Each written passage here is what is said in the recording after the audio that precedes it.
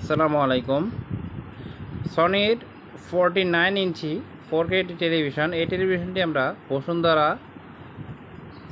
Home সার্ভিসের জন্য আসছি। টেলিভিশনটিতে প্যানেলে বা স্ক্রিনে আপনারা যে যেটাই বলেন, এটাতে সমস্যা দেখতে পাচ্ছেন। এই যে প্রবলেমটা, তো এই প্রবলেমটা আমরা বাসায় ঠিক রিপেয়ার করেছি। দেখতে পাচ্ছেন পুরো স্ক্রিনটাতে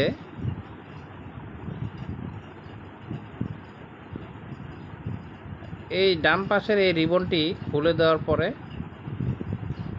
বাম পাশ থেকে এই দেখেন ছবিটা আসছে, এই যে NY দেখতে পাচ্ছেন আসছে, মানে বাম সাইডের অর্ধেক স্ক্রিনটা ঠিক আছে।